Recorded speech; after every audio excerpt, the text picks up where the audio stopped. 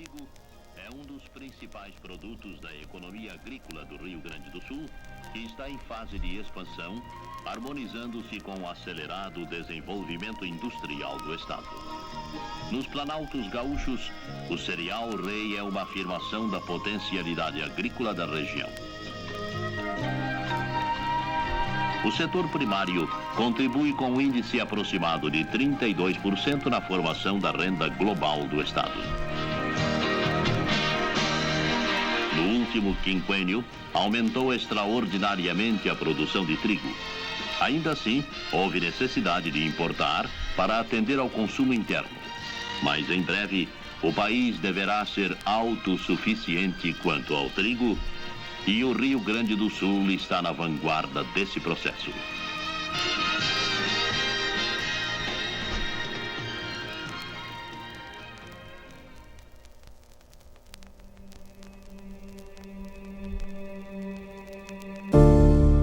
Eu nunca tive ambição, nunca tive sonho de ter nada.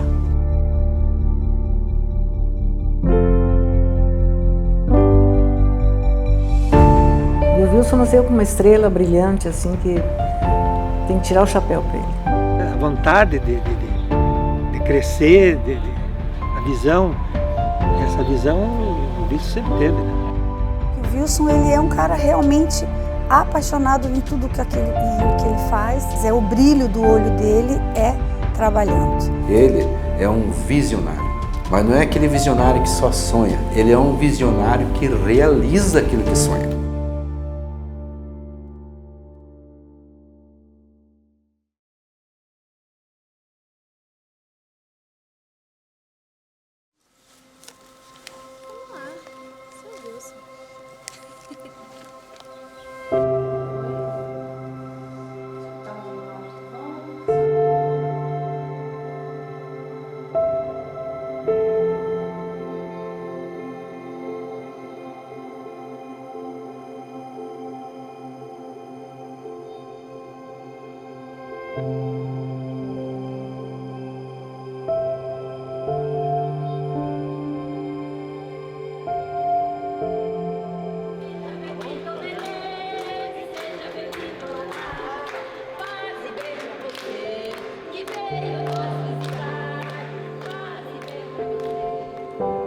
O destino linha Coati.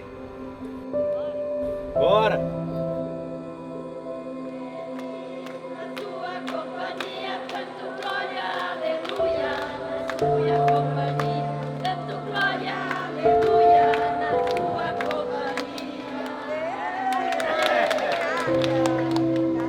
Foi aproximadamente no ano de 1923 de um lugar do nosso estado chamado Pian del Stelle, lá de Bento Gonçalves, hoje Garibaldi, que algumas famílias de origem italiana aqui vieram e fixaram suas moradas, em meio de uma grande mata total. Das primeiras famílias podemos citar as seguintes: Luiz Vian, que seria então o avô do Wilson.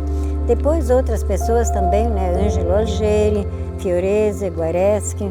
E daí aqui chegando, eles desbravaram as matas, marcaram as divisas e começaram os seus trabalhos.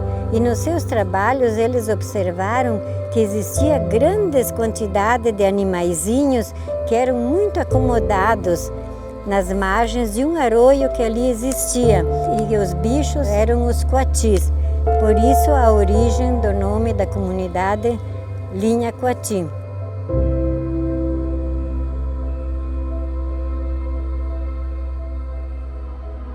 Aqui não tinha negócio, aqui não existia negócio. Aqui era só o trabalho de subsistência. Quando eu morei, os 19 anos que eu morei aqui, era trabalho de subsistência. Aqui não comprar, vender, isso aconteceu depois que eu mudei para cá, no Paraná. Antigamente era tudo difícil, né? A nossa vida também não principalmente a infância foi muito difícil, porque as posses eram pequenas e que naquela época, quando nascia uma criança, a vizinhança ia um ajudar o outro. E a minha mãe, como era a mana do pai do Wilson, me mandou eu estava com a idade de 8 para 9 anos naquela época, e eu sei que a mãe me mandou lá para ajudar a cuidar esse bebê que tinha nascido, né? Aqui era uma sala, aqui era um quarto. E o meu quarto que eu dormia era aqui. Aham, vamos ver onde era. Esse aqui. Olha o quarto, vem. Esse aqui era o meu quarto. Um colchão de palha de milho. Então era o colchão de manhã cedo, arrumava ele, fofava ele. Ele ficava dessa altura assim, quando você deitava ficava assim. Imagina de pai. E você dormia aqui? Aqui nesse. Esse aqui. E aqui, no tamanho dessa casa, morava 8. 8 e mais 2, o pai e a mãe, 10. Parece que não cabe, né? Aqui era outro quarto. Aqui era outro quarto. Aqui era o quarto do pai e da mãe. É? É. Então ele tinha 2 quartos e a sala. 3 quartos e a sala. É que na verdade era tipo assim, por etapas os filhos, né? Então aí não ficava. E o Valdir saiu com 8 anos? 8 anos de casa, não voltou até hoje. A Inês saiu com 8 anos, não voltou até hoje. A Nilce e a Tereza também saíram cedo. Nós não tivemos muita relação porque o mais velho saiu com 8 anos de idade, saiu de casa para estudar. Daí a Inês também saiu. Daí era eu, daí a Inês e o Wilson. Daí deu uma distância do Wilson, e daí as outras irmãs que vieram já eram menores. Então praticamente não houve uma convivência de uma família toda. Que era uma família grande, pouca terra, né? E aí o pai ficava muito preocupado, o que ele ia dar para os filhos, o que ele ia deixar para os filhos. Aí começava, quando a gente chegava na idade de estudar mesmo, tinha que sair. Aí a gente trabalhava, eu trabalhei de empregada, né, até os 17 anos. E ele também, né, foi sempre trabalhando para os outros, trabalhando, aguentando, era sol, era chuva, era frio, não tinha, né? Então foi sofrido. Quando eu saí de casa, ele era pequeno ainda, né? Então, infância propriamente a gente não teve. A única coisa, quando eu chegava em casa, todos os meus irmãos depois de mim me rodeavam, brincavam, né? Se abraçavam, né? Porque eu era a figura, né? Estava estudando, estava fora, então era a grande novidade. Então, o encontro era muito fraterno, mas eram crianças ainda, né? Aqui eu lembro da austeridade, da disciplina britânica que o pai e a mãe principalmente, a mãe era de uma disciplina, hora para tudo, e tinha que cumprir.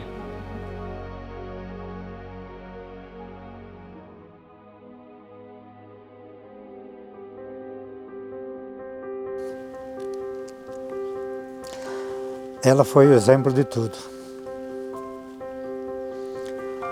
De trabalho, disciplina, de tudo.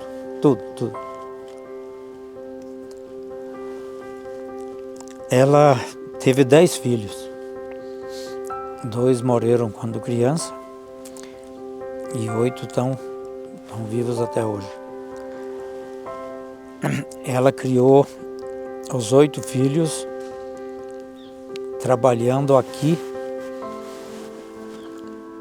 no braçal, no cabo da enxada. Ela era a força da família, né? Era tudo. Era ela que tocava, né? O sítio que a gente tinha lá, ela que tomava a frente. Então eu que sempre trabalhei com a minha mãe na roça, né? Carpindo, plantando, colhendo milho, arrancando toco. E antes de ir para a escola sempre a gente tinha que ir para a roça, tirar leite, fazia tudo isso. E eu sempre fui mais companheira da mãe assim, né? Porque a gente ia na roça, a gente nascia já ia para a roça, dentro de um cesto. E quando a gente levantava, quando a gente podia levantar já, a gente descia, pegava a enxadinha e ajudava na roça. Essas áreas que estão abertas hoje aqui, não era aberta, era tudo mato. O dia a dia dela era viver para os filhos, para cuidar dos filhos, para tratar dos filhos. E ela tinha que trabalhar muito, porque ela trabalhava na roça para poder trabalhar, tratar dos filhos. O meu pai, sempre foi doente. E ela fez tudo. A mãe dele era muito trabalhadeira. Deus o livre, que ela não parava, viu? Ela arrancava a mandioca para a nossa tafona. E lá nós fazia farinha na tafona. Não, aquela mulher trabalhou. Eu não vou dizer que o meu pai não participou. É que a força da mãe foi tão superior que ela abafou tudo.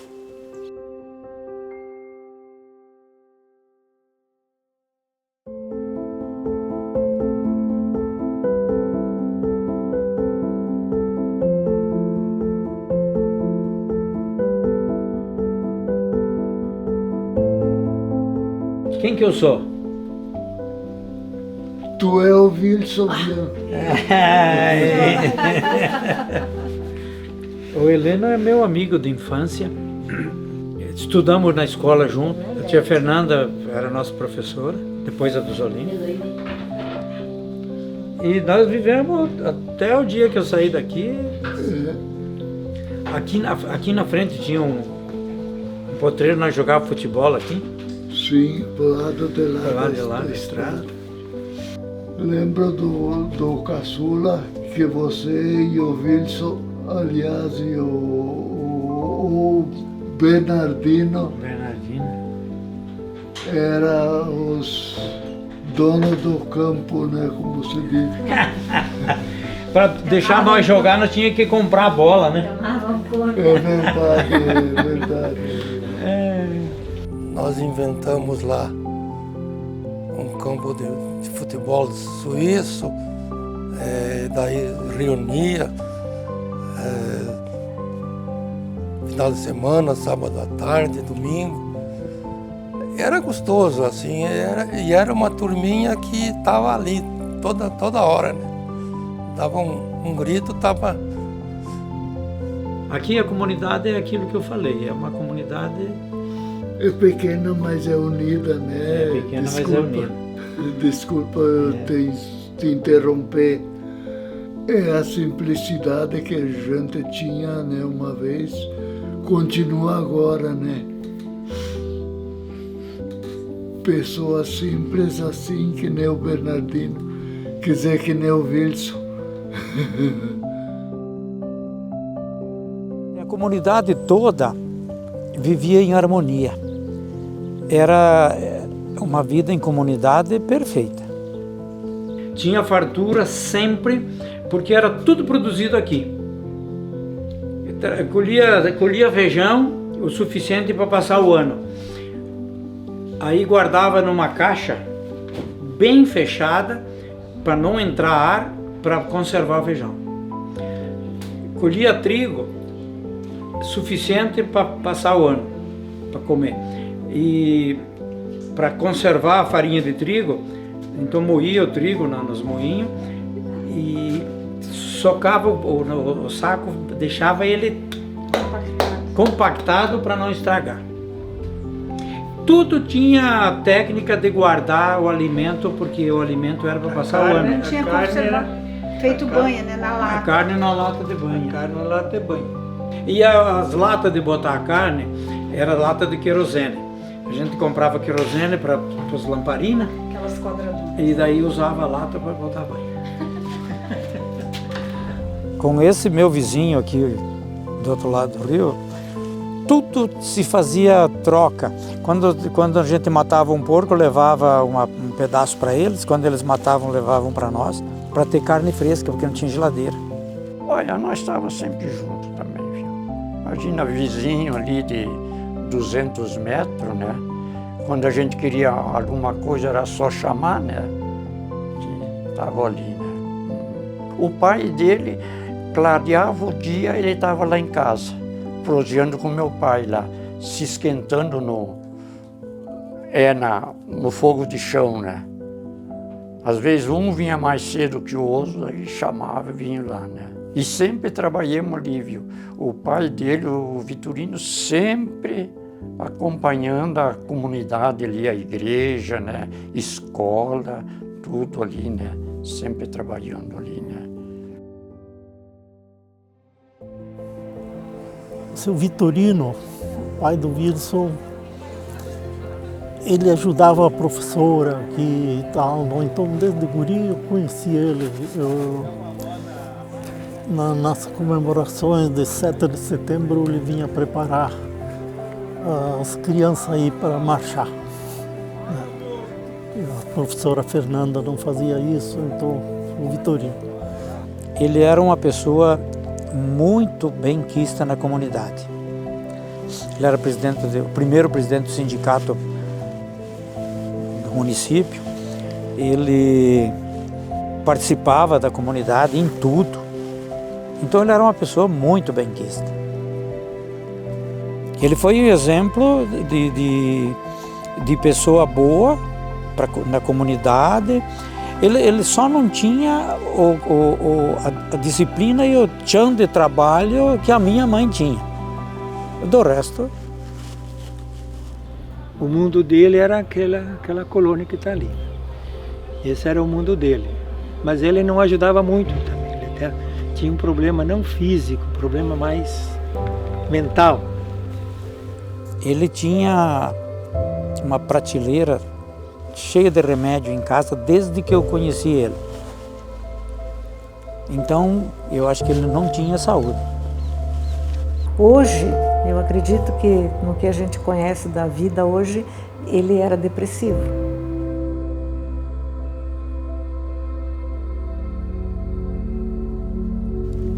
Aquele ano,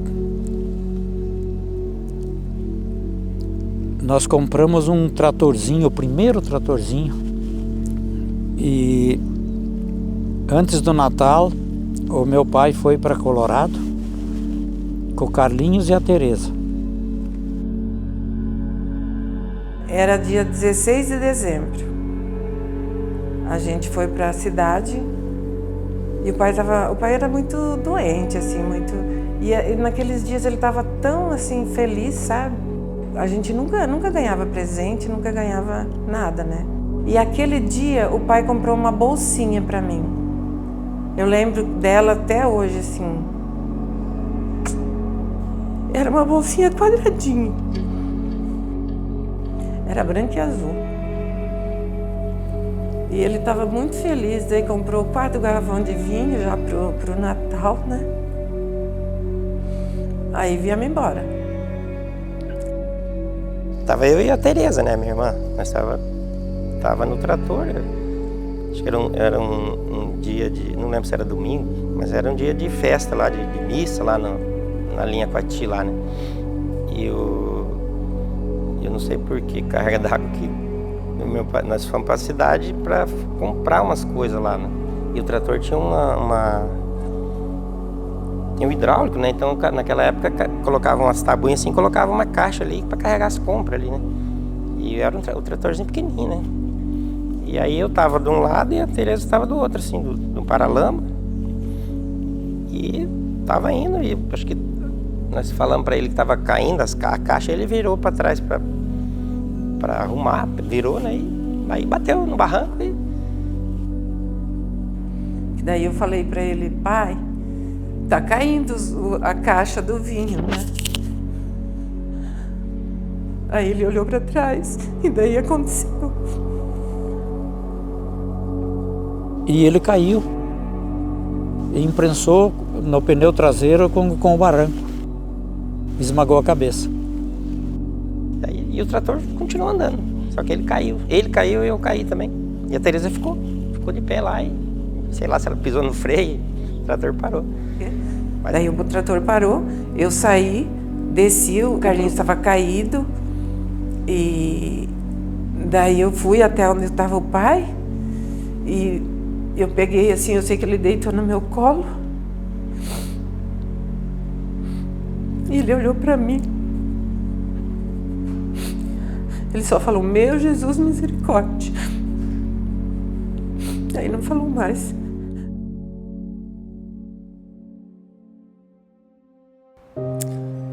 Foi uma coisa que ninguém esperava. E eu assim, eu trabalhava fora e eu consegui comprar um trator para a família. Com esse trator ele se acidentou. Pesou. Eu lembro a morte dele. Ficou uma fila de carro daqui até para Colorado quase. Foi muita gente, muita gente. Eu não consegui chegar perto dele. Nem para se despedir, eu não chegava perto. Não vi fechando o caixão, não vi nada. Eu sentia muita culpa de ter falado para o pai olhar para trás. Mas não foi minha culpa, né? Hoje eu sei que não foi, né? Foi porque Deus quis, né?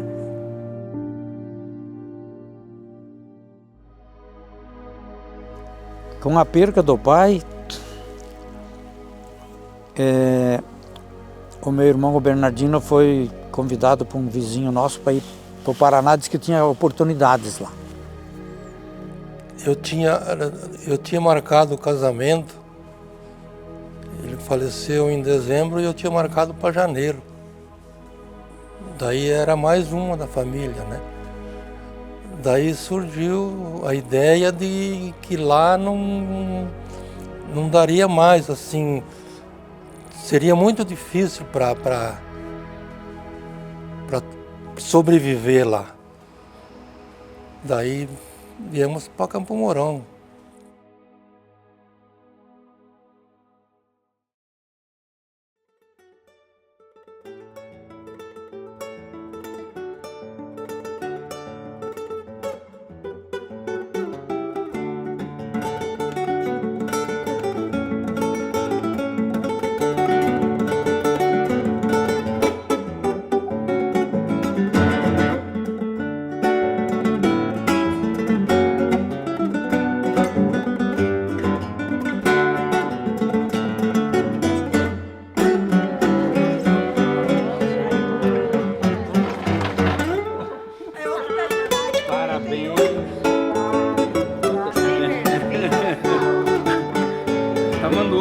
Tá muito grande para abraçar, ó.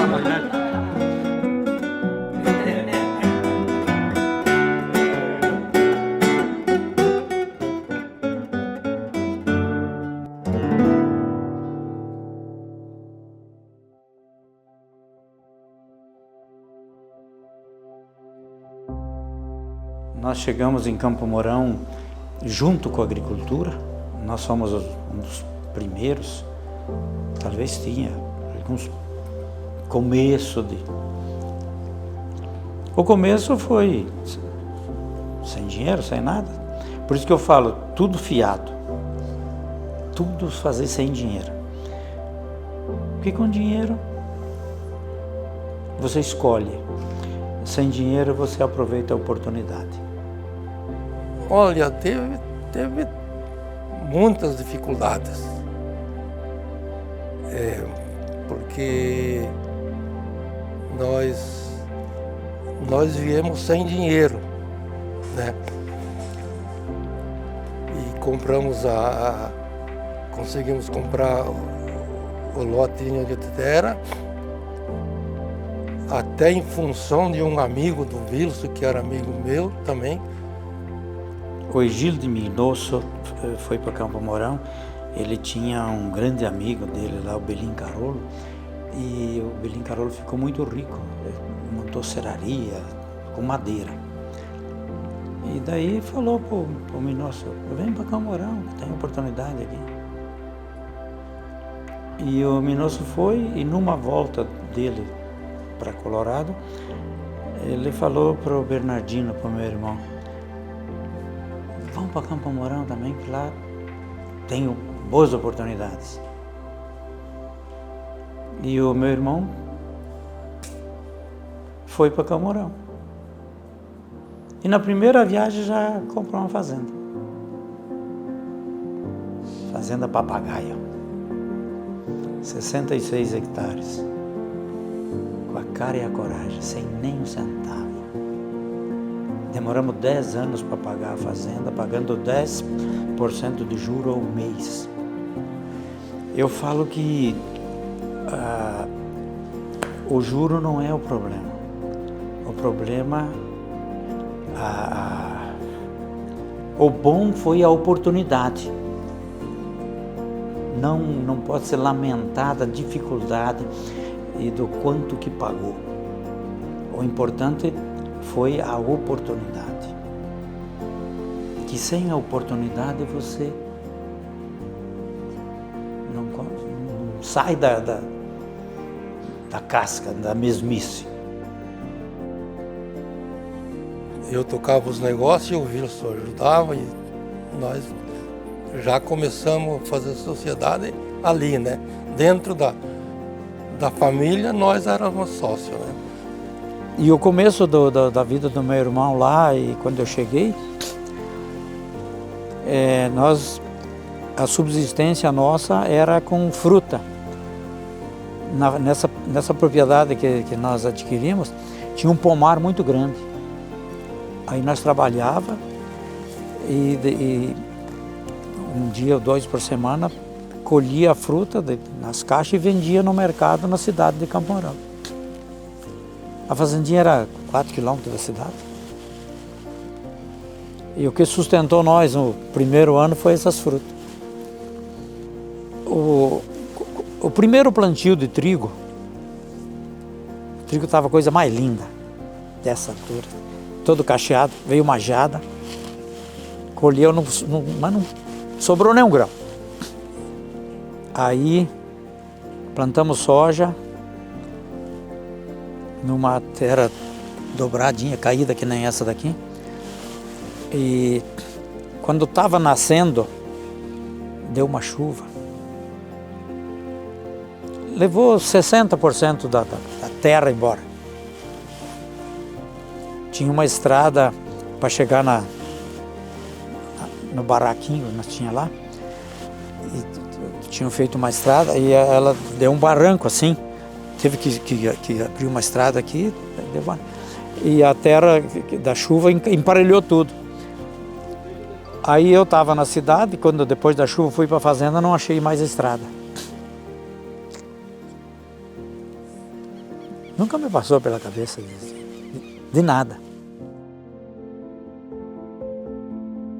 Campo Mourão, quando eu cheguei, a gente, que nem eu e o Carlinho, eles moravam na fazenda, a gente ficava na cidade para poder estudar.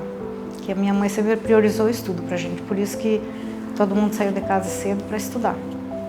E eles ficavam na fazenda e a gente na cidade. Então a gente se via no final de semana também, né? Daí que ele foi morar na cidade, daí morou eu, ele e a minha mãe e o Carlinho. Daí a gente ficava mais junto. Mas também ele ficava o dia todo na fazenda, daí ele ia embora de noite. Bernardino e o Wilson trabalhavam de tratorista e eu tinha 7 anos, já comecei a ajudar. E morava com a mãe, morava na fazenda também, né? Todo mundo morava na fazenda. E assim fomos construindo. Eu era bem pequeno, então eu sempre ia abrir terra, ia catar raiz, por exemplo. Eu ia dirigindo o trator e o pessoal ia juntando as raízes, jogando na carretinha. Então eu já comecei a dirigir o trator lá com 7, 8 anos. E, né, dessa forma, né? Porque era um serviço bem tranquilo, né? Para poder trabalhar nessa propriedade, aí o Ari Bracarense Costa era gerente do Banco do Brasil. E ele tinha 20 hectares do lado dessa nossa. E ele pediu para nós plantar para ele, colher para ele, cuidar da lavoura para ele. Aí, como ele era gerente do Banco do Brasil, ele começou a abrir as portas. E aí tinha o João Maria Moro, do Banco do Brasil também, que tinha uma propriedade um pouquinho, uns 2 quilômetros longe daquela. E contratou nós para fazer para ele também. Então nós prestava serviço para o Ari, para o João Maria Moro, depois para o Gabriel Borsato, e com o dinheiro da prestação do serviço nós ia mecanizando a nossa. E financiamento em banco, financiava trator, e dia e noite, trabalhei muitos dias, 24 horas. Nunca nem tinha ouvido falar de negócio. Mas para pegar dinheiro do Banco do Brasil precisava de aval. E daí o meu irmão fez um financiamento no Banco do Brasil e me deu uma nota promissória para mim buscar aval do Gabriel Borsato. Ele negou o aval. Daquele dia em diante eu comecei a fazer negócio. Aí eu comecei a comprar 5 hectares. Mecanizava um e vendia os 5. Comprava 8. Mecanizava 1 ou 2, vendia. Comprava 15. Mecanizava e vendia. E assim fui fazendo. Depois no Paraná, depois eu repliquei isso no Mato Grosso. Só que no Paraná era 5 hectares, 15 hectares, 20 hectares, 30 hectares. Quando eu comecei no Mato Grosso, comecei com 2.500 hectares. A diferença era só o tamanho dos negócios, porque o modus operandi era o mesmo. Hoje o senhor tem quantas fazendas?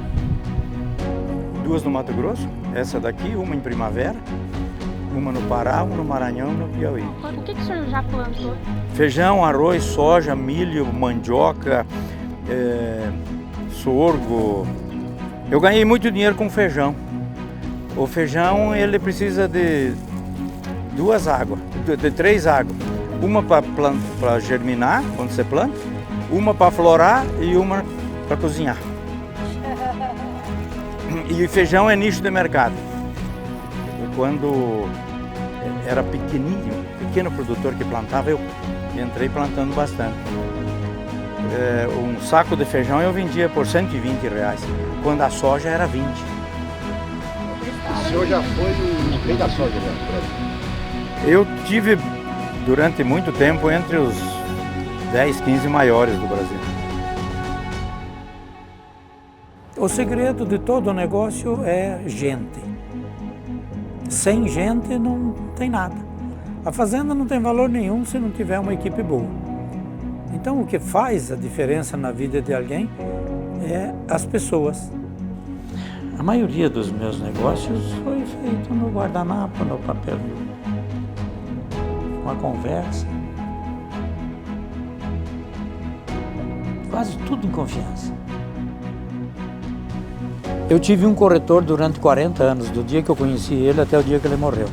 Em 73, no final de tarde, lá no Paraná, em Campo Mourão, na Fazenda Papagaio, eu estava colhendo feijão.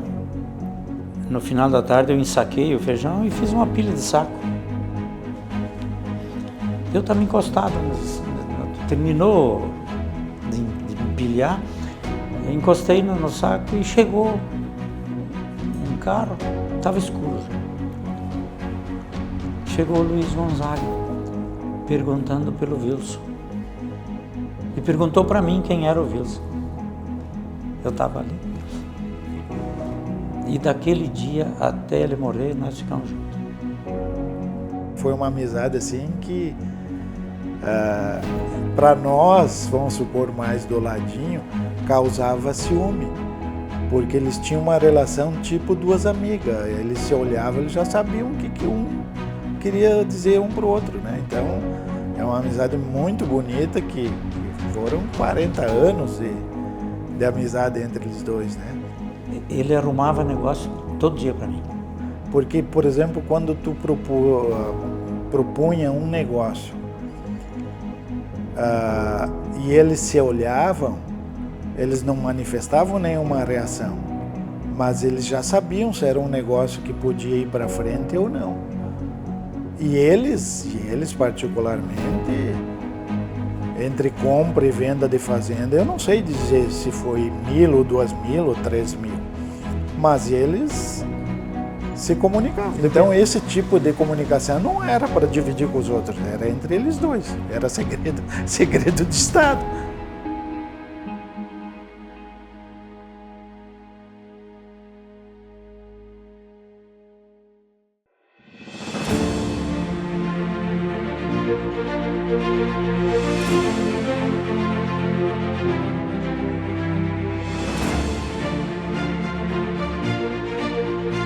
Aqui é nós, lá em Campo Mourão, ó.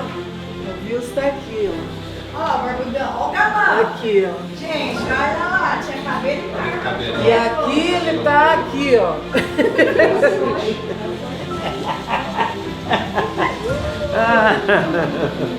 Aqui é Campo Foi em Campo Mourão, na frente da oficina. Nós tínhamos uma oficina mecânica. Foi lá na frente. Na oficina mecânica. Em fevereiro de 90, a gente mudou para cá. Primeiro a gente chegou aqui, nós ficamos uns dias no Hotel Charrua, e o Wilson tinha comprado essa casa para Nilce, que ela estava vindo, não foi, amor? Para morar aqui. E aí antecipou, veio eu antes dela chegar. Ela acabou vindo em 92, na verdade. E aí a gente veio em 90 e começamos a nossa vida aqui, nesse cantinho. A gente foi muito feliz, graças moramos a Deus. 12 anos aqui? 12 anos.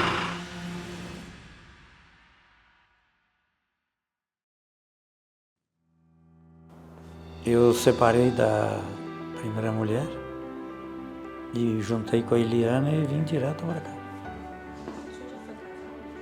10 anos. Tem a Adriana e a Tatiana.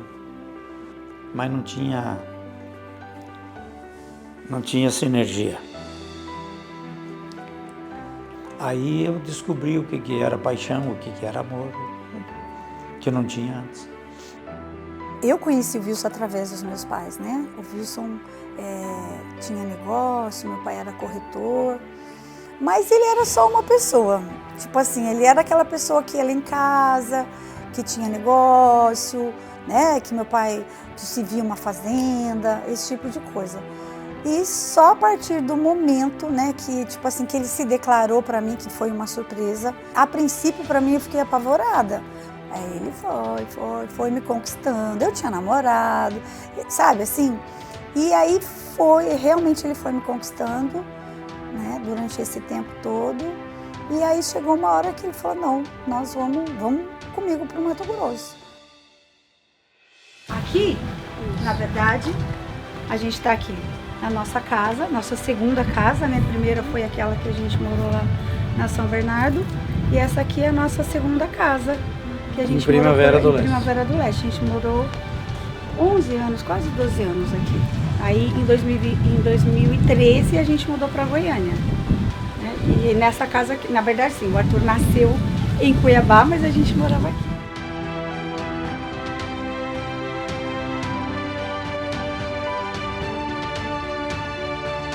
Existe um amor maior, existe uma coisa que nos faz estar junto. A gente tem uma coisa muito forte, que é o amor mesmo, e que ele fala mais alto.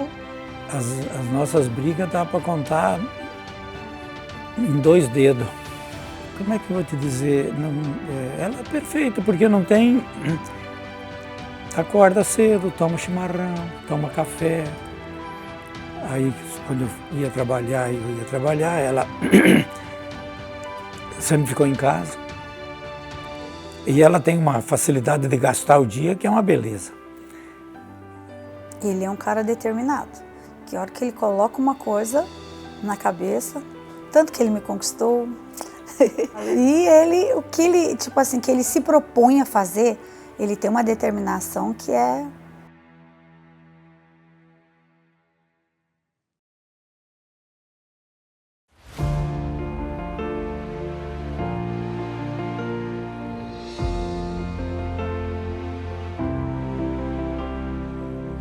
A primeira fazenda que eu comprei aqui foi a fazenda Remanso.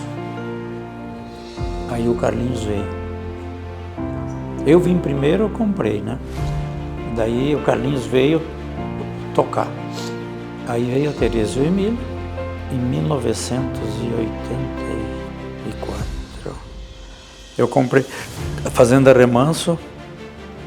Em 85 eu comprei a fazenda Arapuã. Em 86 comprei a fazenda Passo Fundo. Em 87 comprei a fazenda Alvorada.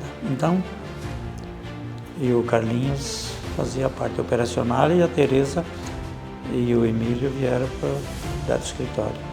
E aí o Wilson sempre fazia a parte financeira dos negócios e eu sempre fiz a parte de operacional. De tocar as fazendas, montar a equipe, fazer isso daí.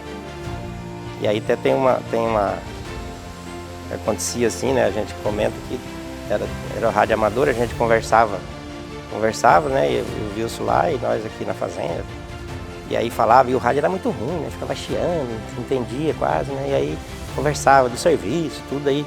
A gente falava assim, precisa mandar dinheiro. Daí ele falava assim, não entendia. Sempre que pedia dinheiro, ele desligava o rádio. Mas dava certo. A administração das fazendas era aqui.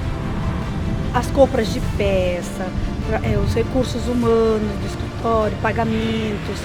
Eu cheguei a ter 1.460 funcionários na lavoura e no escritório 84. Aqui era o quê? Escritório. Mas escritório de bastante fazendas, né? Era um condomínio de escritórios, de produtores rurais. O nosso escritório era o maior aqui, tinha essa parte aqui e a de cima. E lá em cima.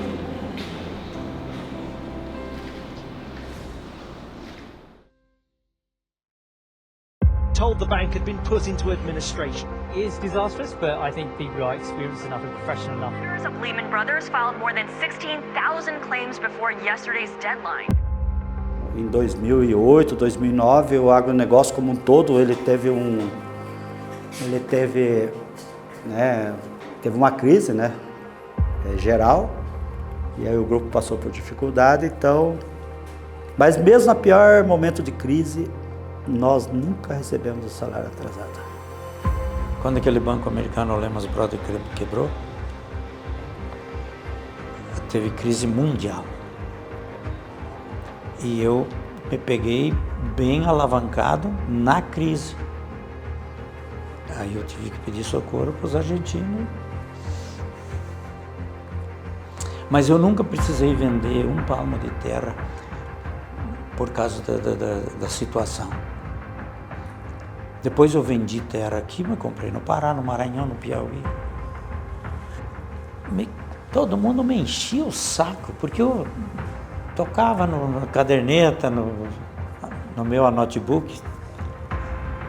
Vivia os bolsos cheios de papelzinho, de cadernetinha. E a turma começou a encher tanto o saco que eu comecei a acreditar e botei em prática a profissionalização. Eu não tinha experiência, não sabia o que era profissionalização. O teu lucro de uma profissionalização de 30% ao ano cai para 5, 8. A empresa pequena não pode pensar em profissionalizar. Quando eu vi que não funcionava, o Javier, do grupo Eltejar, morava aqui na frente, na casinha da frente. Chamei ele. E o Christian, que era o diretor dele, estava aqui, mas não demorou 15 minutos. Eu falei, eu estou sem crédito de capital de giro para custeio. Digo, vocês têm crédito. Então vocês assumem o escritório, tinha 84 funcionários, e eu tinha 1.460 funcionários nas fazendas. Eu cuido da operação e vocês cuidam do administrativo do escritório. Mas foi 15 minutos, fizemos o negócio. Eles queriam começar a trocar essas pessoas. Digo, olha, se vocês tiver que dispensar um funcionário, não tem negócio. Não dispensamos ninguém.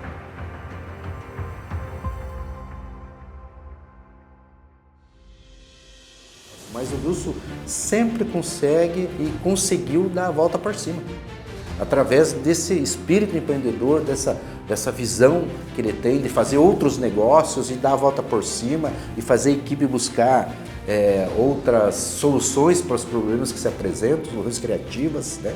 E a equipe maravilhosa que tem, que cerca ele, que quer trabalhar com ele, fez, através da tutela dele, dar a volta por cima e ser o que ele é hoje, um homem de sucesso, que deve ser estudado. E já na época, lá em 2006, 2008, muita gente estudava ele. Sentava, eu sei de muitos empresários lá, que hoje são grupos prósperos, que beberam da água do Wilson Vieira. Conhece o Wilson já há 30 anos, né? Começou com uma prestação de serviço que a gente foi fazer para ele. Ele também não estava tanto tempo em Primavera do Leste, numa fazenda dele.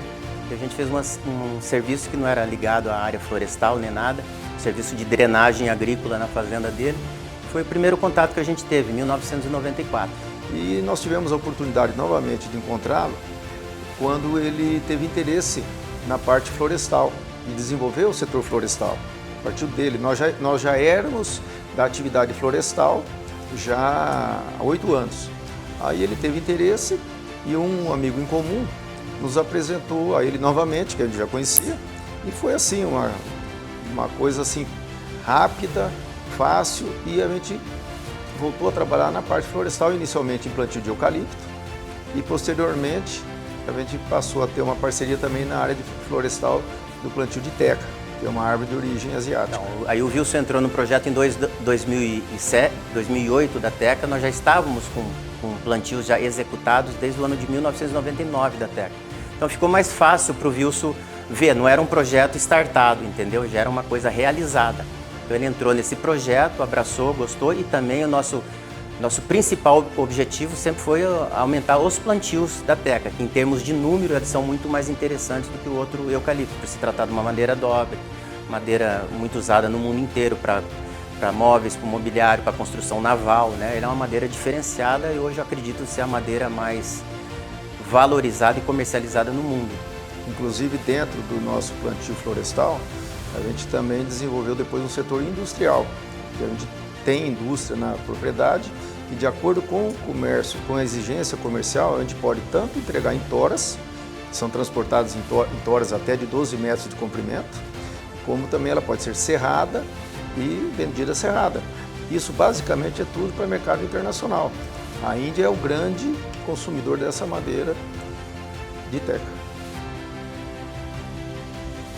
Eu montei uma trade em São Paulo e a trade tinha 4 segmentos: transporte, agricultura, trading e a produção.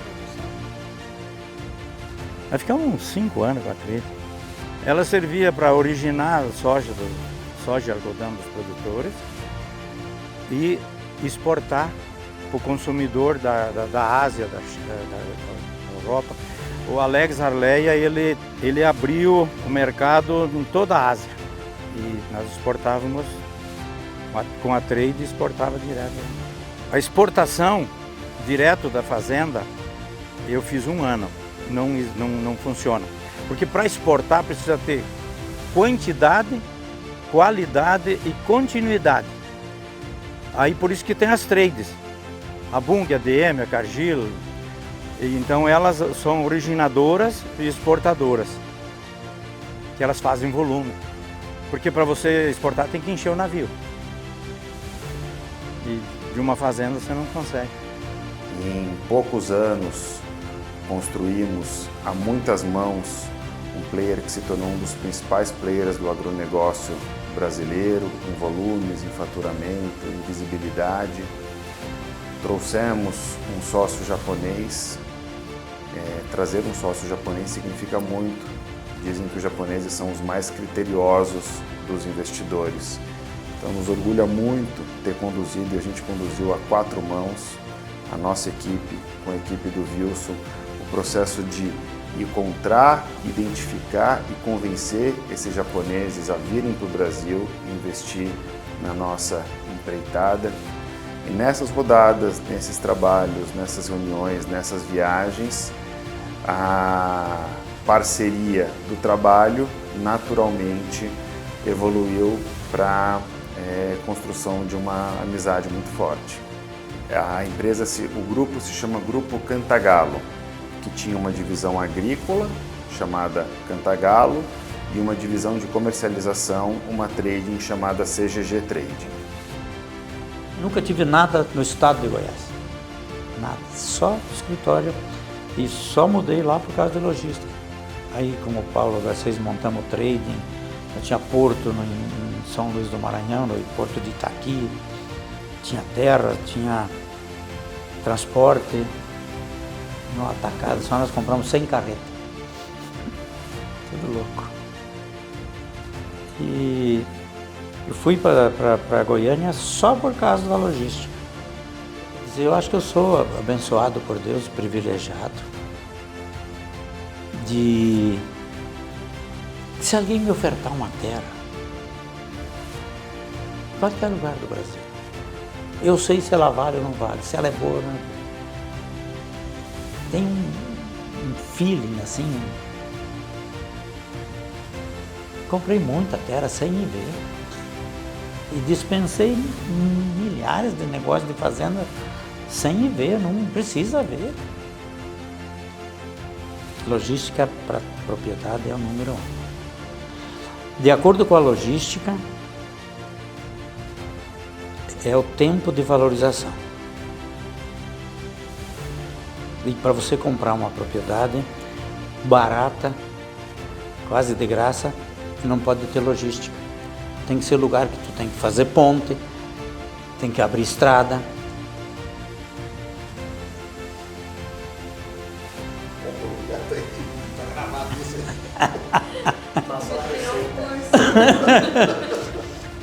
Se você não entender do assunto e não tiver coragem de correr o risco, quem tem medo de perder, não ganha. Você não pode ter medo de perder. Você tem que correr risco. Quanto maior a dificuldade, maior a oportunidade. 180 quilômetros do porto de Belém, beira do asfalto, chove 2 safras cheias por ano, terra boa, 20, 30, 40 de argila. Não precisa ir lá olhar, é comprar tudo que puder.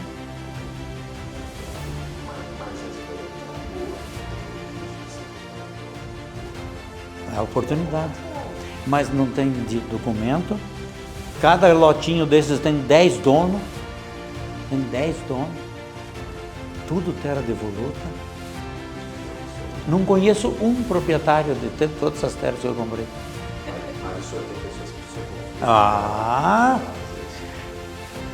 Eu já falei mais de uma vez. O segredo de tudo é gente. Esquece a palavra eu. Nós. A palavra eu não serve para nada. Nós. Nós.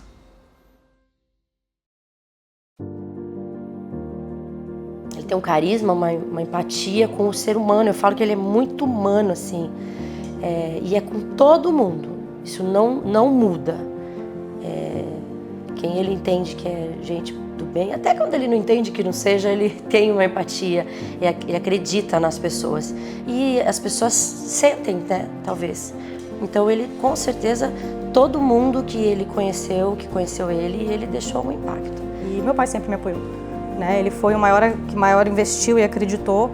E sigo hoje aí com muitos desafios por conta do tema, né, que eu decidi trabalhar, mas ele sempre me apoiou, sempre contribuiu para que eu conseguisse colocar esse projeto em prática.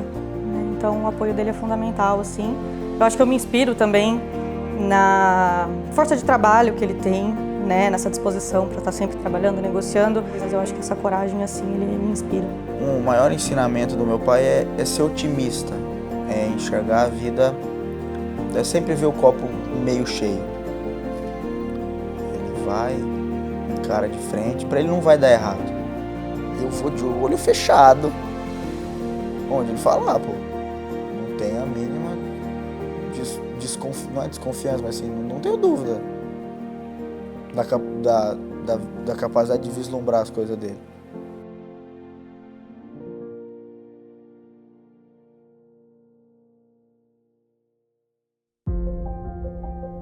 Ele é essa pessoa de coração grande e sempre disposto a ajudar.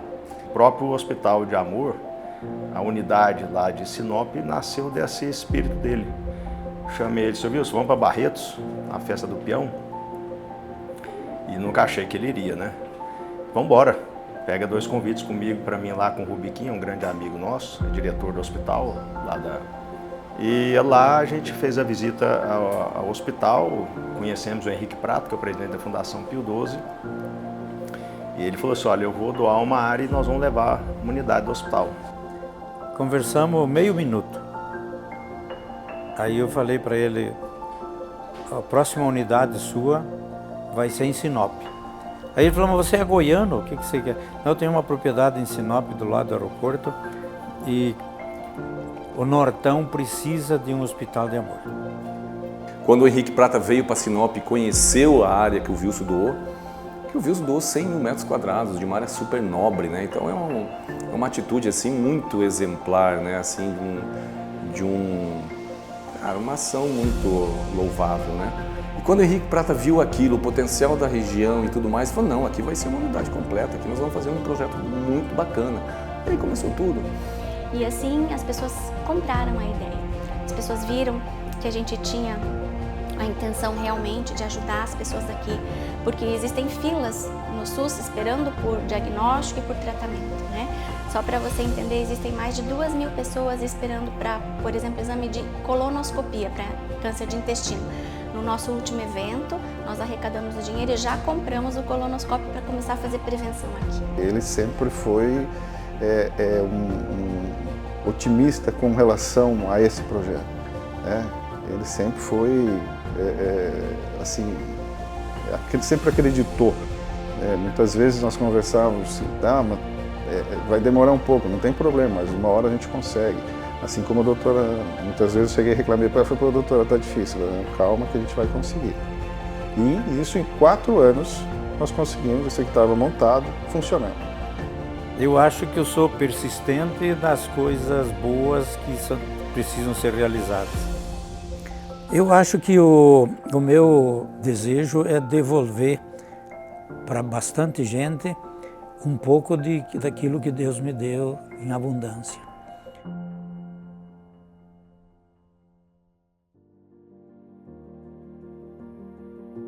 Quando ele fala dos projetos do hospital, da TECA, da escola para crianças carentes, você vê que o olho dele brilha mais do que dos negócios em si, né? Ele tem um papel paternal praticamente e é inspirador pelo fato dele realmente ele tem o dom de fazer negócio, de produzir novas situações, de ter uma energia uma inteligência emocional, né? O poder de fazer negócios que dão certo. Ele quer ver todo mundo bem. Aonde ele enxerga, sabe, ele não quer só para ele, cara. Sabe, ele não é um empresário que ele fala, ó, aonde ele ganha, todo mundo tem que ganhar. Qual é o grande propósito na vida, né? É servir, né? Quando a gente descobre isso, que servir faz parte do desenvolvimento humano, você passa a entender mais o significado, né? e o valor da vida, o valor das coisas, a simplicidade das coisas. E o Wilson, com os projetos dele, com as a gente fala até as loucuras dele assim, ele desperta essas coisas, né? Que é possível. Deus deu para ele esse conhecimento, essa vontade, essa energia de buscar novos sonhos, e que agradece ao Brasil por isso, por ter empresário dessa qualidade, de estar desenvolvendo, gerando emprego, gerando riqueza. O Wilson, é que eu estou falando para você, ele é diferenciado. Meu papai sempre falava, olha, esse tem que ser estudado pela NASA, em todos os sentidos. Acho que o aprendizado maior mesmo, que é o que o Marquinhos falou, é esse lado do Wilson, do empreendedorismo mesmo e da facilidade que ele lida com isso, sabe? De novos negócios e entrar e sair se o negócio não prosperou. E o Wilson, assim, tem nesse tino dele mesmo, acho que já desde 1980 lá, ou quem sabe antes até. Então, acho que o grande legado, assim, para mim, olhar o Wilson é isso, sabe? Você não espere dele solução mirabolante, mas é brilhante, mas é simples, e você se incomoda com aquilo, como é que é tão simples, eu não enxerguei. Mais do que ele é para mim, não tem mais o que dizer, viu? Porque ele é... Eu perdi os meus irmãos, meus pais e tudo, mas eu acho que ele ficou no lugar também dos meus irmãos, né? Ele perguntou para mim definir uma palavra, eu falei, meu irmão, camarada. Não tenho o que falar dessa pessoa, ele é diferenciado, ele é iluminado por Deus. Meu pai sempre falava, o Wilson é uma pessoa iluminada. Então, assim, eu sempre estou do lado dele, seguindo os passos dele. Tudo que eu tenho aqui hoje, tudo que a gente tem aqui hoje, é porque ele deu a oportunidade, né? Para mim, ele tem um coração muito grande. Aliás, nós não saímos daquela pureza que nós era do Coati. Nós podemos dar a volta e acontecer muitas coisas, mas nós estamos regressando todo mundo àquela pureza que a gente era. Ele é um pai e vários filhos de coração. Eu não tenho nem como gerro, é meu pai. Meu pai. Porque o que eu preciso é ele que socorre. O Wilson é uma pessoa admirável. Uma palavra seria essa, admirável. Eu acho mais ou menos isso aí também, né? O Wilson é uma inspiração. Uma inspiração.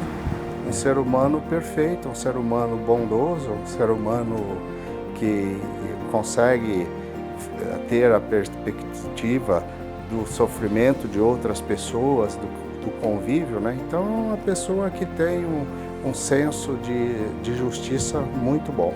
Tem uma palavra para definir o Wilson? Várias coisas, né? Porque a gente vai ficar aqui falando, generoso, inspiração, mestre. Eu poderia falar todas, mas, tipo, nenhuma resume a grandiosidade dele. Ele é uma pessoa, ele é grande mesmo.